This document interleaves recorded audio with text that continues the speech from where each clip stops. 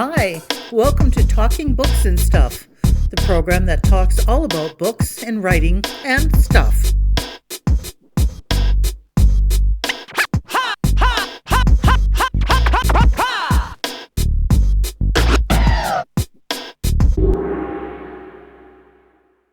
Here's your host, Dennis Rimmer.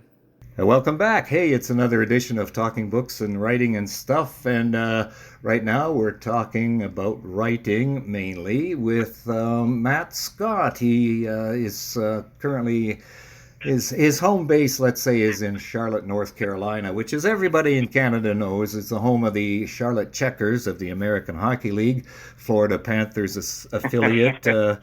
Captain is Zach Dolphy, who used to play for Vancouver Canucks. He had his best season in the NHL years ago with the Canucks. But enough of that. Matt Scott, how is life treating you these days? How are things?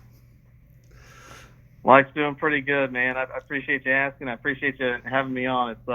It's an honor. This will actually be my first true radio interview, so got me a little nervous, but I'm ready for it. And things are doing good, man. Thanks for having me. Oh, no problem. So we're talking with Matt Scott. A couple of books are out. A third one is on its way in a trilogy. And we've got Surviving the Lion's Den, I have up here on my left, and The Iranian Deception on the right. And the first one was Surviving the Lion's Den. It's a planned trilogy, or series, let's say. So, Matt, let's back up a bit. You didn't start writing, I guess, until you thought you were old, but you ran into a guy named David Baldacci, and he kind of changed your way of thinking. Is that right? That's right. I'd always kind of had a little bit of a knack for writing, but it was all that kind of self-doubt stuff that creeped in, and I was never a big reader in high school or college. So when the Da Vinci Code came out, that's when my reading appetite kind of developed. So I started reading, Dan Brown and Vince Flynn and Brad Thor. And as you start reading, you start kind of absorbing, ideas and getting involved in things. And, the early 2000s were, the golden age for the spy thriller. I started thinking of some ideas, and, I went to college under the former director of the Defense Intelligence Agency, so I knew a little bit about the intelligence community. But I'd always wanted to do an idea about, or a book about Iran. And when I went to Williamsburg, David Baldacci was at William & Mary. He was doing a book signing, and I was 39 at the time. And when it was my turn at the table, I shook his hand and asked him, I was like, my 40th birthday was right around the corner. I said, is 40 too old to write your first novel? And he stopped mid-signature, looked up at me and said, hell no. The industry can use some good young writers. So I didn't know if I should be happier that this, legendary man of the industry was telling me to go forth with my mythic destiny, or if I should be happier that he thought 40 was still young. But either way, I at that point I had no excuses, so I decided to kind of go for broke. And when I got home, I started writing the first draft. And how many years ago was that?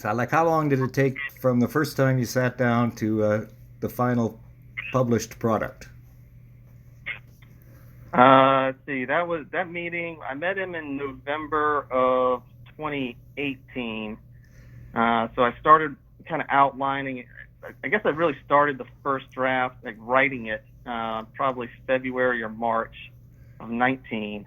And then I went through one draft. It took me about 6 to 7 months. Sent it off to a publisher that I picked out and hired in New York. She sent it back to me. We made some pretty big changes. I spent COVID, the first year of COVID, I guess I should say, querying an agent. I got that agent in October of 20, and it went to market, and it sold in December. And then it was out the following October. So the journey for me really started back in 18, and the first book was published in October of 21. So it was probably a good 3 years, but the writing piece of it was, between the first draft and the second draft was about a year. And that's something about the writing process. It's not quick, is it? People might think you just sit down and crank something out, and then there it is. 10 days later, you're a top seller, but it's not quite that way in real life. No, it's not. You have to, you have to develop a routine. Every author has their own routine. My routine was I would, do my 8 to 5 job. I would come downstairs, have dinner with my wife. We'd sit down, watch some TV, and then she usually falls asleep in the chair around 8:30 or 9 o'clock, and then I would go back upstairs into the office. And what I would do is I would reread what I wrote the day before. It kind of gets the creative juices flowing. I do some editing, tighten things up a little bit, and then I would write another chapter. Now, my chapters tend to be, at least on the rough draft stage, tend to be anywhere between 1,000 and 1,500 words. That's just, it's not my target number. That just kind of ends up being what it is. But I write one chapter. Sometimes it's shorter, sometimes it's longer. If it's shorter, I may write 2, but no more than 2. And then I go to bed and I get up and do the same thing the next day. So you have to be committed to your story. You have to know your characters. You have to know your plot line, and you have to have your routine of sticking to it and writing every day. If you do that, you can do it in 6 months or so. I would say if you're doing a roughly 100,000 word novel. Obviously, if you're doing a mystery novel or young adult that's shorter than that, you can do shorter. But for me, the rough draft takes about 6 to 7 months. And now you've just answered every question that I was going to ask, so we'll wrap it up and let you go back to work. No, just kidding. So that's good. So you figured all of this out. Did you have take any writing classes or seminars or anything like that? No, not really. I was fortunate enough. The college that I went to, I got my undergraduate degree in Hampden-Sydney College, which is about an hour and a half outside of Richmond, Virginia. It was a college that really focused on writing. So I really spent my time, writing a lot of essays and, analyzing writing and how to do things and, the way other authors look at them. So that kind of helped. But I think I had, the natural talent for writing, but, skill is only developed after hours and hours of beating on your craft. Mm-hmm. So I just kind of allowed myself the leniency of writing my first draft and, kind of knowing after I finished it that, it wasn't bad, but it wasn't going to be, it was very rough around the edges, let's say. So, Brad Thor said one time, give yourself permission to write a bad first draft. And I did that. My first draft was 130,000 words. I think when Lion's Den came out, it ended up being right around 90. So I had to cut out 40,000 words. Right. And a lot of it was based on research that took me, months and months to do. And it was a little gut wrenching to have to cut it. But in the end, number one, the delete key is your friend. Never be afraid to use the delete key. Right. And I still gained the experience of writing those chapters, even though they weren't necessary to use. So I didn't take any formalized classes, although I guess you could say I went to the Vince Flynn School because I read all of his novels. But I did take David Baldacci and James Patterson's master class. So I did do those two. I bought the subscription to those because those two classes were very important to me. And Patterson's class was more about character development, as was Dan Brown's. Baldacci's was more about the business side of it. So between the three, I gained a lot of knowledge. Gotcha. And how do you work the business side of it? Do you have to set aside a certain amount of time per day or per week or even per month to do that part, or do you have somebody take care of it for you? I wish I could say that I had somebody taking care of it, but no, it's all me at this point. What I tend to do is I look at what some of the bigger authors in the genre do, and trying to hype the cover reveal, hype certain releases, certain aspects that they want people to see that'll make them buy it. Once the book is released, I spend usually my nights querying, podcasters and looking what the competition is doing and trying to figure out, new things to do. And, on this Black Friday, I've got a premiere going on that I can't tell anybody about yet, but it's going to be something fun. So if people check out my Facebook page, in social media and my YouTube channel, you'll see what it is, and I think people are really going to like it. That's great. That's Matt Scott, by the way, is who we are discussing with here on Talking Books and Writing and Stuff. And he's got a triplet of books. A triplet of? That's an interesting word. Surviving the Lion's Den was the first one by Matt Scott. The Iranian Deception, the second one. The third one is called what? The Ayatollah Takedown. The Ayatollah Takedown. So is that available now? It is not. It will be out. It will be available March 21st. Gotcha. Okay, that's plenty of time for us to write it in our calendars. So let's backtrack a bit and tell us the genesis of Surviving the Lion's Den. Tell us about that. Surviving the Lion's Den, really, the idea came to me because like I said, I was a big fan of the Da Vinci Code, and I was always fascinated with Iran and, why the country hated us so much. And, so I started thinking, well, what's there? What's in Iran? So I wanted to take people on a tour of Iran the way Dan Brown took people on a tour of Europe in the Da Vinci Code. I always thought that was kind of an interesting idea because, people from the West, especially Americans, really don't know the sights in Iran, what it looks like, what the average Iranian that is not involved with terrorism or the Revolutionary Guard, what do they see? What do they feel, being underneath the thumb of the Ayatollah regime? So I wanted to take people on a tour of that. And at the same time, I always wanted to write a book about, a kidnapped CIA agent. So I kind of wrote, my idea was to write a book that had two characters on a parallel path that ultimately converges. And, I did a lot of research on the 1953 CIA coup of Mohammad Mossadegh to help understand why it is that, the Iranians hate America so much. I, researched the 79 revolution and the Iran hostage crisis, to which Americans still owe Canada a debt of gratitude for taking care of our diplomats. So thank you very much, Canada. We thank you. We're welcome. Yep. Yeah. So then I just started, doing a rough draft, and as much as I, wanted my CIA character to be the lead, you really see my lead character, Kirk Carruthers, is the person you see Iran through his eyes. So it was kind of a little bit of a, balancing act for me because, it's you can't have the plot does not exist without Tom DeLange character and his kidnapping. But you see everything through Kirk Carruthers' eyes. So I get a lot of questions as to whether or not, Tom DeLange is my main character or Kirk Carruthers. And I always tell them it's Kirk because you go on the journey with Kirk. And it's in the end, it's his journey to go on to get revenge for his grandfather and make it out of Iran alive.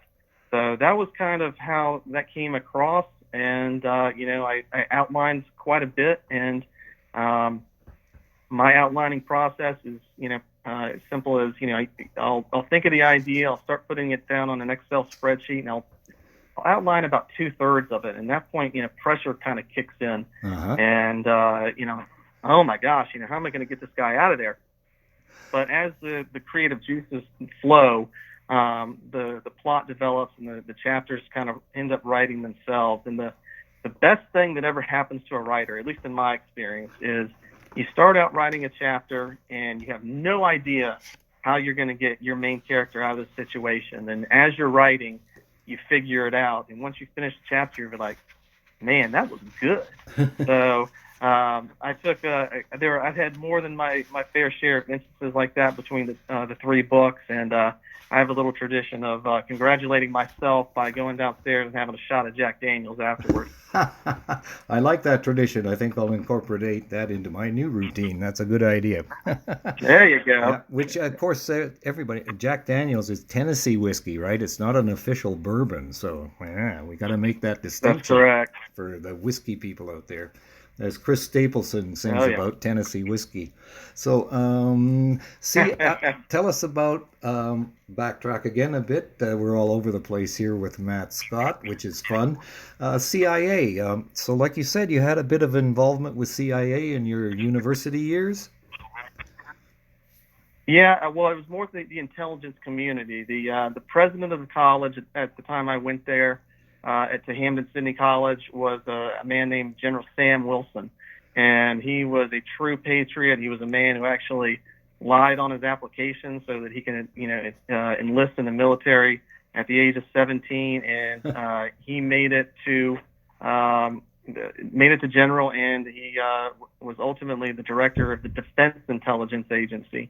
And for those who don't know, the the intelligence community is made up of a bunch of different little agencies. You got CIA, you got NSA, you got the National Geospatial Industry, you've got agency, and then you've got the Defense Intelligence Agency and a couple of others. So it's all about the intelligence community. And he headed up the Defense Intelligence Agency. So I took a class under him and kind of scratched the surface with the intelligence community. And it always just kind of fascinated me that a lot of the agents that go into the CIA were civilians. They did not have military training, but yet they were patriots for their country, and they were willing to take the risks without getting a lot of recognition. So there's a lot to be said about that type of personality, that type of person. So I wish I had enlisted or signed up to be a CIA agent myself, but life took me in a different direction. So I had to kind of learn. I had to learn by doing research and talking to people on social media. But that is where my fascination ended up. So that's what I wanted to write. So we're with Matt Scott from Charlotte, North Carolina area. He's on a bit of a vacation right now. It's got 3 books in the series, the Surviving the Lion's Den series. But Matt, what's up next? What are you working on now? Well, the Iranian Deception is doing pretty well from what I understand. So I'm real happy about that. The Ayatollah Takedown I've submitted to my publisher. It'll be out in March. So right now I've fulfilled my 3-book contract. So I'm doing more marketing than anything else. So I kind of have to wait and see what happens as to whether or not I'm going to do another one. But writers in the end can't not write. So I'm always kind of on the lookout for new ideas and new locations to kind of explore with my novels. And I think I really have to make a decision whether or not I want to stick with Iran or go with something like North Korea, because the secrecy around North Korea kind of fascinates me. But at the same time, you look at what's going on in Iran right now with the protests, and it seems like my 3rd novel may not be too far off the mark with what's going on over there right now. So gotcha. I have to keep an open mind to both. And what is the publisher of the 3 books? Who publishes them? Speaking Volumes is my publisher. And they're based where? Oh man, you put me on the spot. New Mexico. Oh, okay. So, but that's how can I put this? It's a legit publisher. You didn't have to pay somebody through the nose to do all this. No. I was traditionally published rather than being self-published. So they are a traditional publisher, and I was lucky enough. And kind of a funny story with them. I wrote the first book, Surviving the Lion's Den, and my intent was at that time was like, well, let me see if I can get one published. I'll see how it goes, and I'll try and figure out a way to do the next one if it goes well. Well, the publisher, when they contacted my agent, he was like, well, I like it, but I don't want just one. I want a series. So what do you got in mind for books 2 and 3? So right then and there on the phone with my agent, I had to come up with 2 other ideas. And thankfully I had a couple in the back of my mind, but I mean, they were nothing more than just sentences on a page at that point. So I just had to, at that point I was committed, so I had to go with it. But The second book, the idea of combining, or doing a story about the two worst governments in modern history, the Nazis and the Iranians, was always kind of fascinating to me. And in a lot of ways, it was a lot more fun than the first book. I mean, your first book is your baby. Right. You're never going to forget it because you're always going to nurture it. The second one was, okay, now I've got it out. Now I can kind of really, play around with, my ability. And I ended up going with a new character in the Iranian Deception. He's actually in the first one, but he has a smaller part.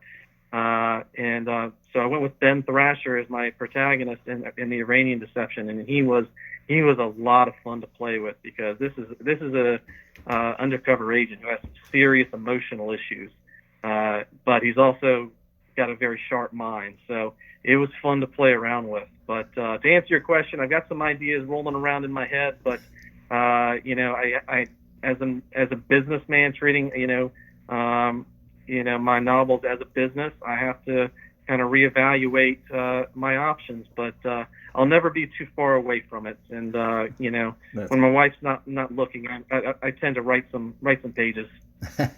Gotcha. So, what is your day job, if you don't mind us asking, by the way?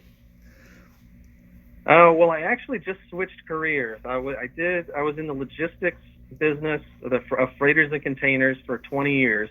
Okay. So anybody who's seen the movie Captain Phillips with Tom Hanks, yep.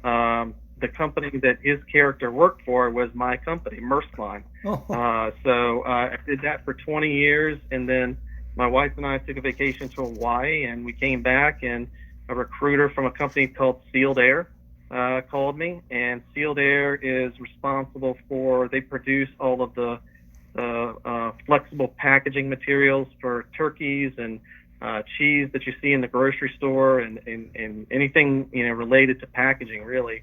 The time was right, the deal was right, so I transitioned over there about almost 4 months ago now. Oh. And my day job is, believe it or not, is financial analysis. So it's a little bit of a far stretch from writing, but one of the things that I've kind of learned, between doing the two jobs is when I'm doing a financial analysis, ultimately, I know the analysis better than anybody, but when I show it to a vice president or a salesperson, they don't know how to interpret it.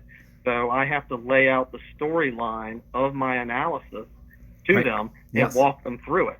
And the process of doing that really helped me become a better writer, because as I'm writing in words rather than financial analysis, you have to think of everything that the reader would want to know, the audience would want to know. And as long as you cover those bases, you're gonna write a good novel. And you have to keep it short and simple, in the sense of don't get too wrapped up, I think, in fancy trying to write the most elaborate sentence on the face of the earth. It just keep true to the story and keep true to your characters. Is that how you see it? Absolutely. Now, I do tend to be a little bit of an overwriter. It drives my editor crazy. But in the end, being a little bit of an overwriter is a good thing, because when you get to the editing process, it's always easier, I think, to cut words out or cut sections out than it is to have to go back and add things in. So, because if you have to add things in, that really means to me that you missed something the first time around. Gotcha. And that's not necessarily bad, but if it happens too often, I think it's a sign that you're not thinking your story all the way through.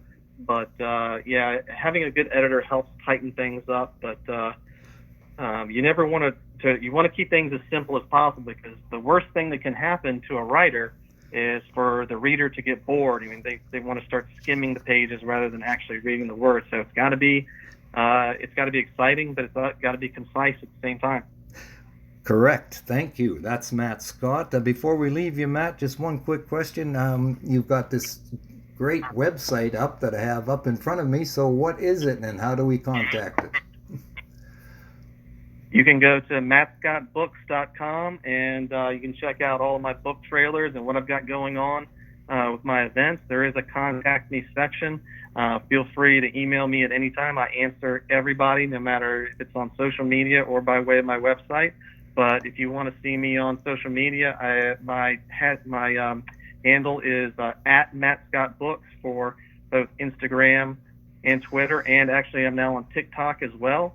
And if you want to go to my Facebook page, it is just a personal Facebook page. I think the official address on it is matt.scott.1272. But if you match up my face on Facebook with my website, you'll be able to find me quite easily. And like I said, if you message me, I will always answer you. I'm happy to answer any questions anyone has.